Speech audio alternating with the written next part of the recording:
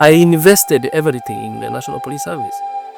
But it is as if everything went to the drain. I wasted a lot of my earlier years, which if I could have gone somewhere, probably my lifestyle, my way of living could have changed. He wore the badge with pride, served with honor, but behind the salute was a storm brewing. Because I feared God. I feared the law of God. I decided that I am not going to take anybody's life just because of this job. So that very incident brought a lot of problems to me. Now, the former Kisii police boss breaks his silence and takes us back to where it all began. Okay, this is me, and as you look at this photograph, it was taken when I was doing my police constable to corporal rank at Kenya Police College, Kiganjo. So after finishing the course is when I become a police corporal, and then after that I went to the field. I served under that rank of the corporal. And then later on, I again proceeded to another position, which is an inspector of police.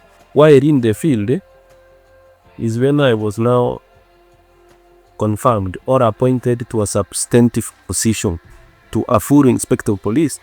That is why you see 2 stars here and 2 stars of insight. Then, the man begins talking about his upward trajectory in the force. And this perhaps is where it all starts going wrong for him behind the scene. So, this is the position I was acting, or I was serving the National Police Service under during that period before I left. And this one is the same thing. This is actually a pattern. The one you are seeing as a 31 is a pattern. But the 2 stars can be seen here. And then there is something here, which is silver in color. The letters or the letters here is the name of the Kenya Police Service. So, and yeah, I think that is it. From 1 star to 3, every stripe, every rank, and through years of service and sacrifice. These aren't just pictures, they are chapters of a journey that climbed the ranks with honor until it was all taken away. Now, he tells his story not just as a police officer, but as a man who had a life, a family. Okay, thank you very much for coming to my house so that we can have this brief interview. My names are James Henry Nyabuto, and I was born to a very humble family in Kisii County, and I went to primary school as usual like any other child. With primary school, and then I did my 7th year exam. Again from there I transited to secondary school, and after my 4th form year I did my Kenya Certificate of Education, and then I passed. I was actually to join Form 6 because I was desiring to become a lawyer. It was not possible because the parents were not able to pay my school fees. Later on, having been unable to proceed to Form 5, I decided to look for employment that can help me so that I could also help my younger siblings. I am an elder son in a family of 11, 5 boys and 6 girls. So I found it necessary to look for employment And fortunately, in 1986, I tried my hands in the police recruitment, and then I became fortunate as one of those who merited to join the National Police Service, and specifically the GSU. So I went to the GSU. I reported to GSU training school, and then I started on my course. I started my initial recruit course, and then after that I was posted to the field. While in the GSU, I served in various stations. In fact, my first posting was in Mombasa, and we were based in State House, Mombasa. So I worked there for 1 year. Then we had what you call as a changeover. For those who have been in the GSC, it's always a changeover which happens after 1 year of service in one particular place. So as a company, we changed from there and went to Naivasha, where we worked briefly. Then from there we went to Transmara. Basically, what we were doing there is to provide security and to prevent issues to do with the cattle. That's why it was so prevalent in that area during those years. So after that, I worked again in the Western Province, a place called Kijeresit, in Kisii accounts. Then from there we went to Trans Nzoia account, the place called Chepchoina or Enterprise. So after that, I was transferred to the headquarters, the GSU headquarters, where I served until sometime in 1997.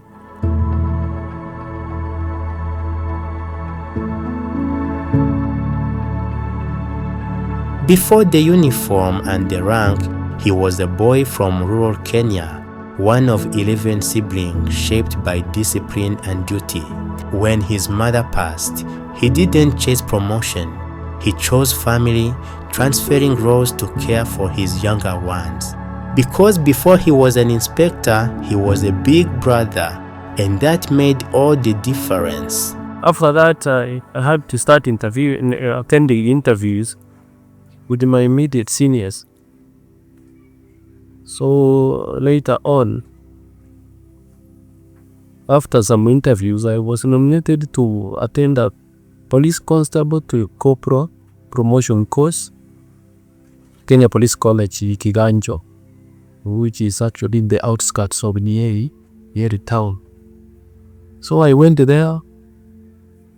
After graduating a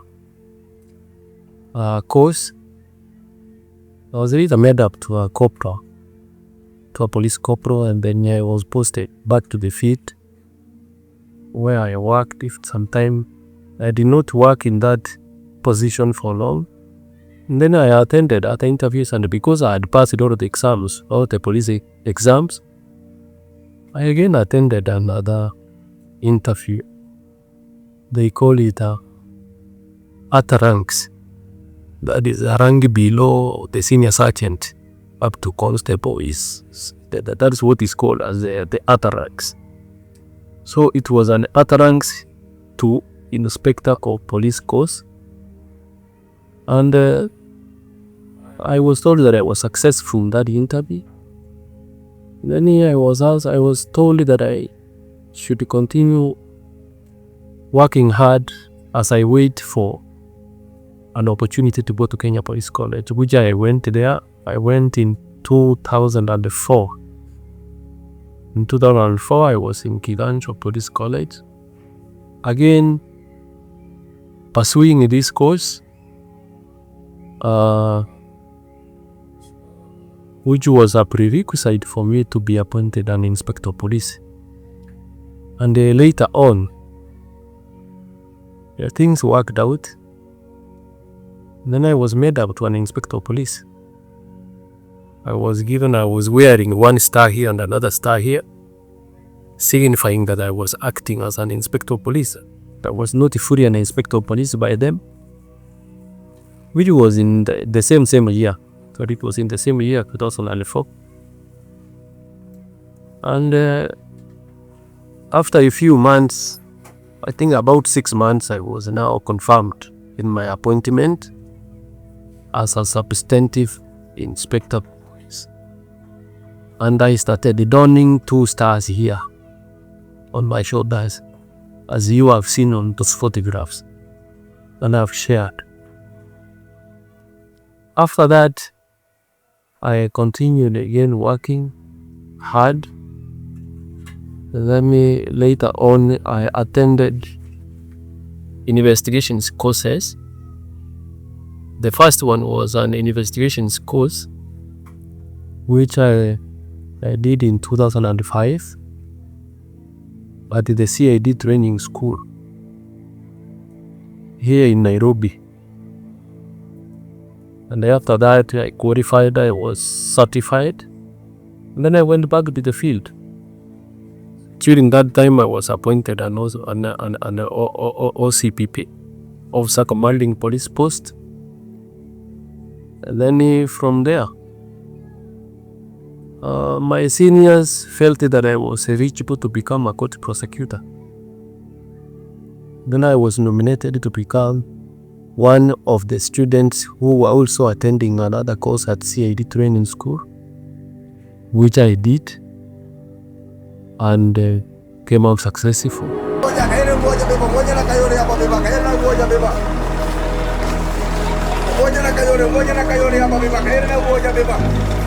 He quickly rose through the ranks and was put in charge of crime investigations, a role that demanded sharp instincts, long hours, and unshakable integrity.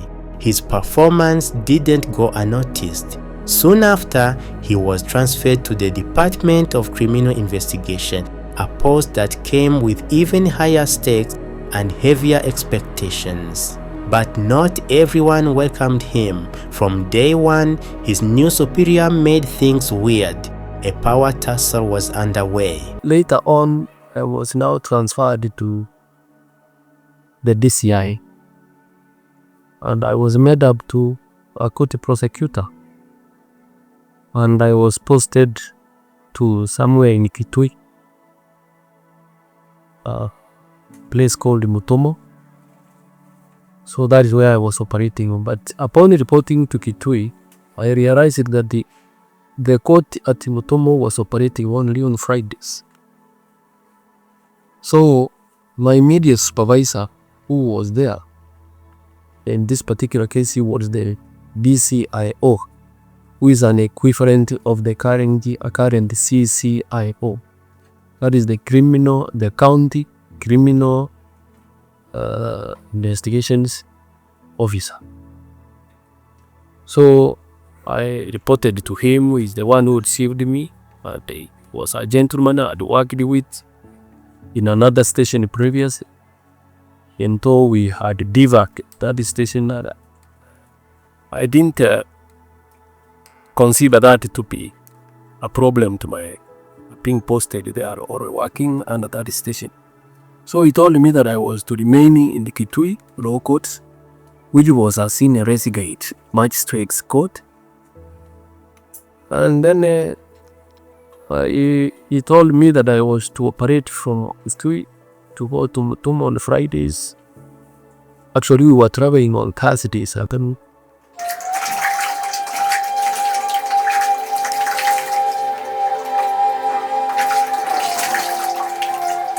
The man then talked about what led to his immediate supervisor's attitude towards him becoming more and more drastic. Called there, and then later on we traveled back to Kitui, that's where we were residing. Under the procedure or the program we had adopted was that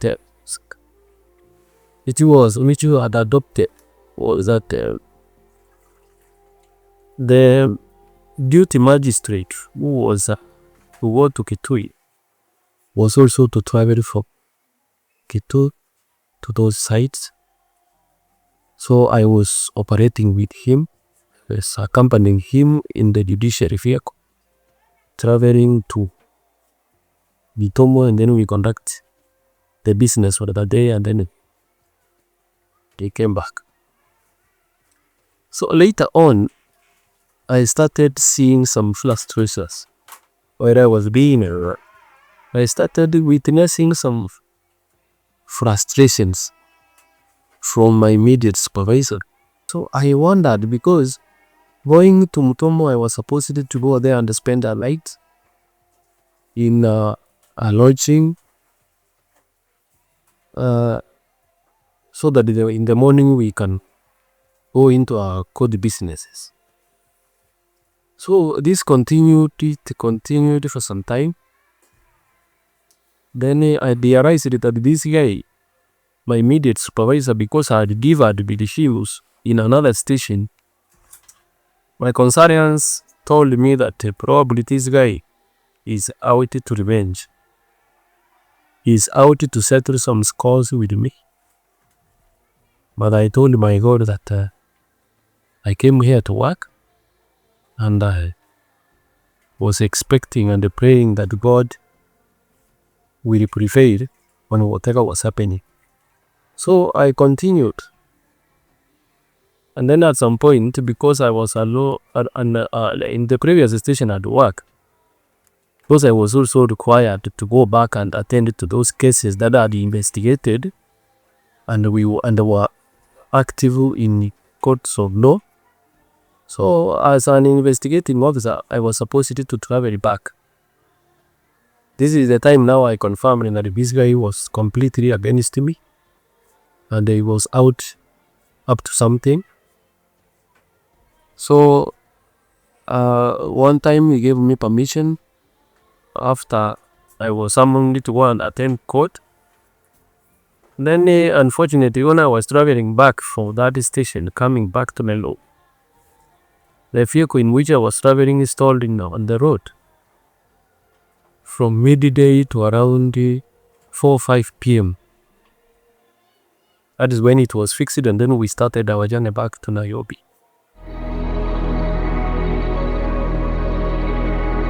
Then came the call that would change everything. He was being sent to Nairobi. He packed his bags with pride, thinking it was the next big step in his service. A bigger stage, more responsibility, a chance to prove himself at the heart of the nation's investigations. But the moment he stepped into Nairobi, things shifted. This is where the encounter happened, where everything started going wrong. The tension was quiet at first. Looks, whispers, decisions made without him. It wasn't long before the cold shoulder turned into deliberate sabotage. So upon reaching Nairobi, I realized that all the vehicles operating along that route to Kitui, my workstation, had actually crossed down. So there was no vehicle which was going there, because it was beyond 6 p.m. when I arrived at the booking office of those 14-seater matatus. So I called my court supervisor, who was a chief inspector. We used to call them OC prosecutions, or officer commanding prosecutions. As she was already informed that it's not going to be possible for me to be in the court at 9 a.m. in the following morning, because of what was happening. I had failed to get a vehicle. So I told her, or rather, I asked her to liaise with my court magistrate and inform you that I would be late. So the following morning, I woke up very early in the morning, around 5:30, and then at 6 was on the way to Kitui, and I arrived at around 9:30, 10. So by that time, I found that all the cases that were on the cause list for that day had been dismissed. So I went to the magistrate in the chamber and asked him what will the reason why those cases had to be collapsed. And he told me that there was nobody to represent you people in the court. So I went to my immediate supervisor, the OC prosecution, asked her. Then she told me that she forgot. So that very incident brought a lot of problems to me.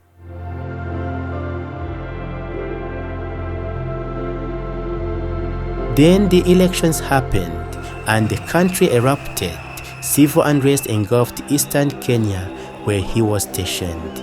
He worked non-stop, risking everything to protect civilians. By February, he just wanted to go home to hold his kids. He filed for a short break to breathe, but his request was blocked, delayed again and again. And just as hope was sleeping, an officer approached him with devastating news. There was another officer who came to me, and it was a chief inspector. He came to me, actually he was my friend, he came to me and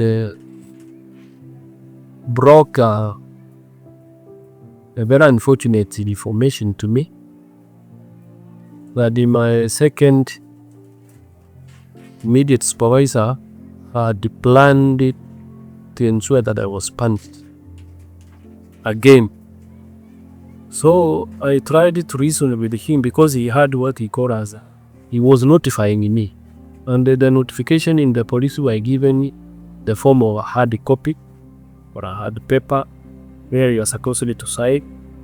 You sign and then it confirms that you are now being officially signed. So when he came to me, I said no, I'm not signing, let me consult. He was actually the first person I consulted, and he told me that this guy, it looks like this guy is after. So, this is somebody who didn't know that I had a dispute or there was some misunderstanding previous, actually, because nobody knew that I had some differences with this gentleman. But now, here comes another guy who breaks the news that this guy is against. So I confirmed my fears. I confirmed my fears that this gentleman wanted me actually to have me out of service.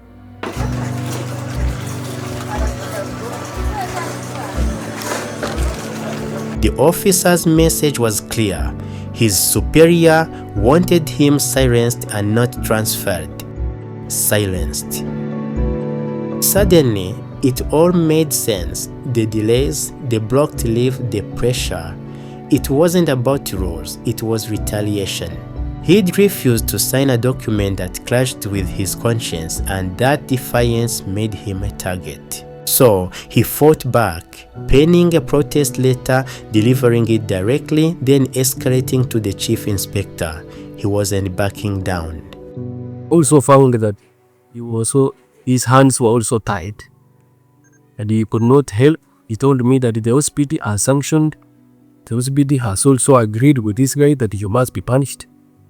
So I wondered, because I asked him, you are the one who gave me permission, and in consultation with the boss, who was the mistake.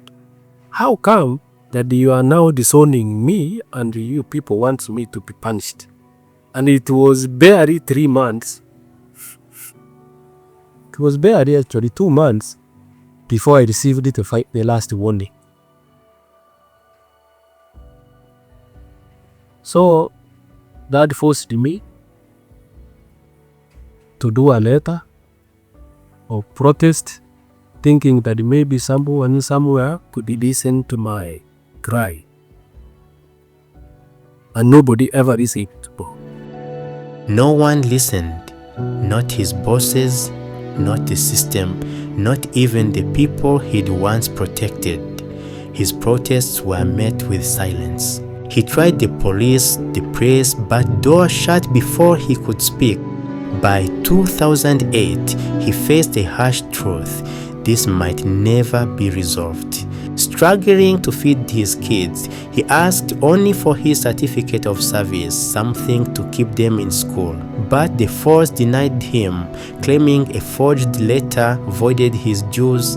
A fake document was used to erase 22 years of real service, a lie used to bury the truth. I was called by the Kenya National Commission of Human Rights, and then they told me that this is what these people have done, but we advise that you take this letter, which I have here, and I've actually shared it. And they told me that you need now to pursue this matter through judicial mechanisms. Now, because I didn't have money, I'm struggling here to feed my children. I'm struggling here to ensure that they are in school. I could not afford again to find another kind of cash or money to pursue this matter in a court of law. So I've been following up,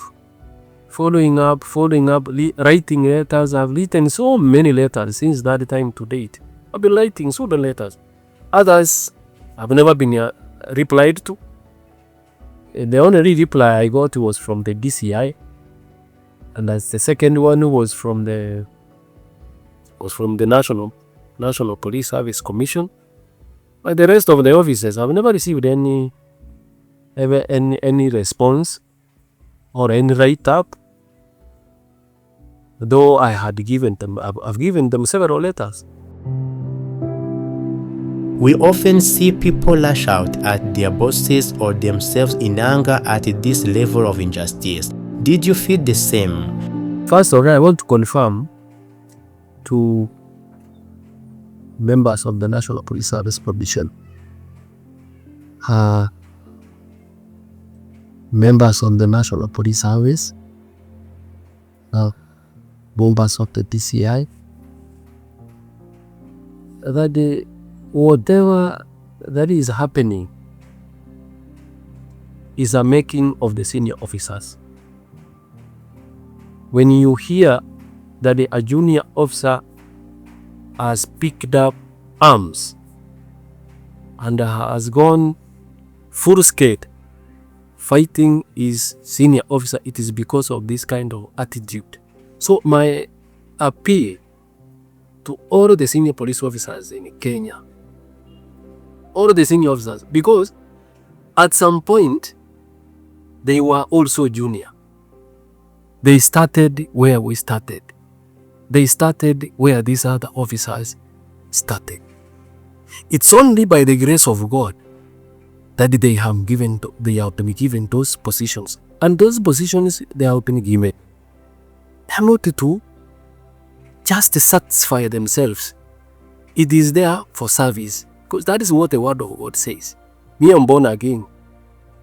And in fact, had it not been that I was born again, I could have also taken the same route to fight my enemy, to fight my enemies, because these were people who did not want or who never meant well for my family. So I could have gone to that extent of fighting. But now, because I feared God, I feared the law of God, I decided that I am not going to take anybody's life just because of this job.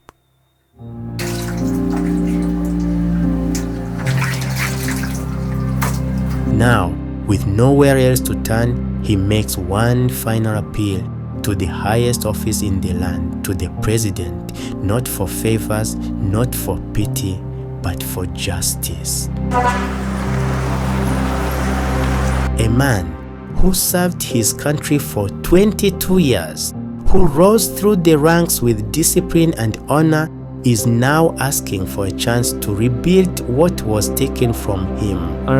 As a human being, I have so many challenges. So now that I don't have formal employment, I have my girl who is in university as we speak. Actually, she had an A, and then she's She was admitted. I admitted her last year. She's now a first year student at Egerton University, pursuing medicine and surgery. Besides this girl, I have two other girls. One is in Form 2 and another one is in grade 9, soon transiting to senior secondary. She's now in junior secondary. And all of them I'm supposed to pay school fees.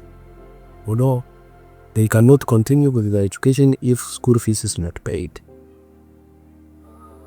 And I think this is the only people I need to invest in.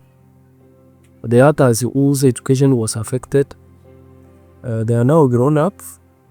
But these ones, because are born through hell on earth, I would kindly request and appeal even to the president himself. He is my president. I'm also appealing to him, and he is my commander-in-chief, because once a soldier, you remain a soldier. He is still my commander-in-chief. I'm also appealing that anybody who feels that he can assist me, you are very free to contact me.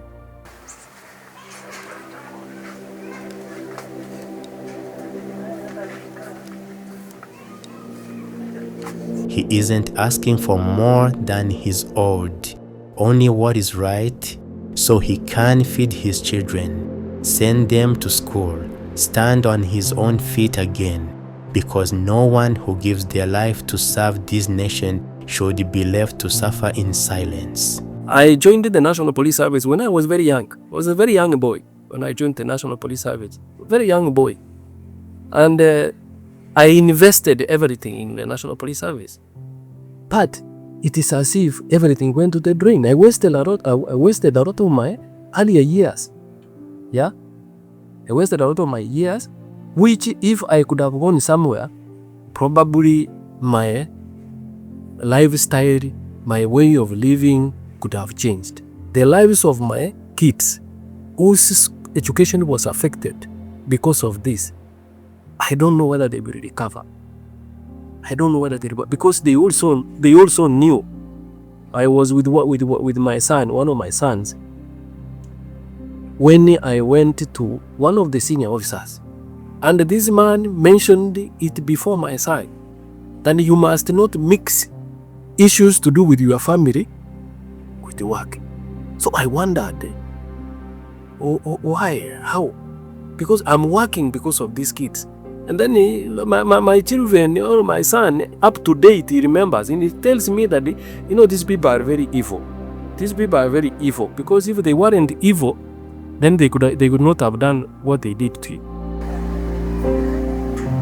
I'm Nameless Campus, and this is Afrimax English.